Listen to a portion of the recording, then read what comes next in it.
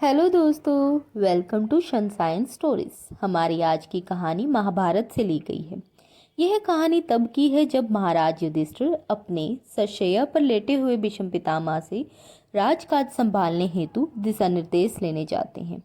वह पूछते हैं, पितामह, अगर एक राजा को अनेक शत्रुओं से अपने राज्य की रक्षा करनी हो तो कैसे करनी चाहिए?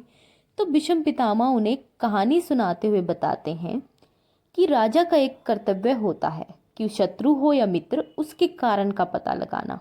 अगर शत्रुता का कारण खोज सको तो सबसे पहले उसका कारण को खत्म करने की कोशिश करो, और उस कारण को ना खत्म कर सको तो अपने राज्य की सुरक्षा व्यवस्था को बढ़ा दो और उसके बाद शत्रु के राज्य में अशांति फैलाने की कोशिश करो।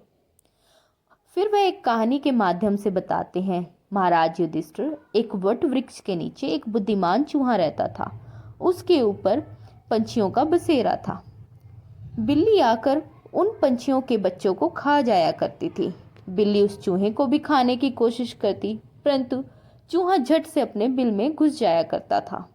एक दिन जंगल में एक शिकारी आया। उसने जाल बिछाया और जाने के से पहले उसने फिर से जाल बिछाया।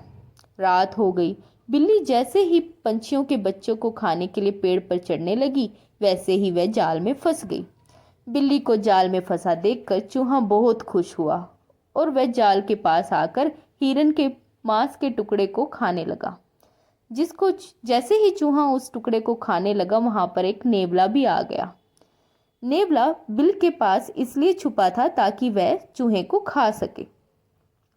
यह देखकर चूहा पेड़ पर चढ़ने की कोशिश करने लगा। ऊपर देखा तो एक उल्लू भी चूहे की खाने के इंतजार में था। अब चूहा करे तो करे क्या करे। अगर बिल की ओर जाता है तो नेवला उसे खा जाएगा, पेड़ पर जाता है तो उल्लू उसे खा जाएगा, और अगर बिल्ली जाल फाड़कर बाहर आ जाए तो वह भी चूहे को खा जाएगी। अब चूहा करे तो करे क्या करे। कुछ गुजारिश की। बिल्ली से कहा, देखो, अगर सुबह शिकारी आया तो तुम मारी जाओगी, और अगर मैं बिल की ओर गया तो मैं मारा जाऊंगा। मैं तुम्हें शिकारी से बचाऊंगा, तुम मुझे इन दोनों से बचाना। बिल्ली ने कहा, आ जाओ मेरे पास, ठीक है, हम दोनों अब से दोस्त हैं। चूहा बिल्ली के पास चला गया। नेवला और उल्लू इन दोनों की दोस्ती देखकर दंग रह गए। कुछ देर बाद वो दोनों वहां से चले गए। उसके बाद बिल्ली ने कहा कि अब तो हम दोस्त हैं, तुम आकर मेरा जाल कुतर दो और मुझे आजाद कर दो। चूहे ने कहा, नहीं, अगर अब मैं तुम्हारा जाल कुतरता हूं तो तुम मुझे खाने की कोशिश कर सकती हो। फिर जब चूहे ने देखा कि शिकारी अपने कुत्तों के साथ आ रहा है तो उसने जल्दी से जाल कुतरकर बिल्ली को आजाद कर दिया।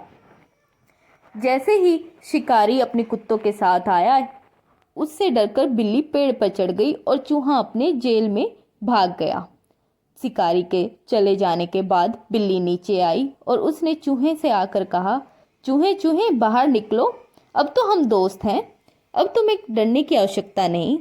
चूहे ने कहा कि तब स्थिति ऐसी थी कि मुझे तुमसे दोस्ती करनी पड़ी। तुम्हें भी पता है कि बिल्ली और चूहे कभी दोस्त नहीं हो सकते। तो हमारी दोस्ती का कारण था, अब वह कारण समाप्त हो चुका। जो खतरा था वह टल गया है, अब हम दोस्त नहीं रहे। चूहे की यह बात सुनकर बिल्ली बहुत निराश हुई और वह वहां से चली गई। इस कहानी की समाप्ति के बाद भीष्म पितामह ने युधिष्ठिर से कहा, समझे युधिष्ठिर, इस संसार में ना कोई किसी का दोस्त होता है और ना ही दुश्मन होता है। कारण सभी को दोस्त बनाता है और दुश्मन भी। हमेशा उस कारण को खत्म करने की कोशिश करनी चाहिए जिससे दुश्मनी पैदा हुई है, ताकि कभी युद्ध ही ना करना पड़े। धन्यवाद।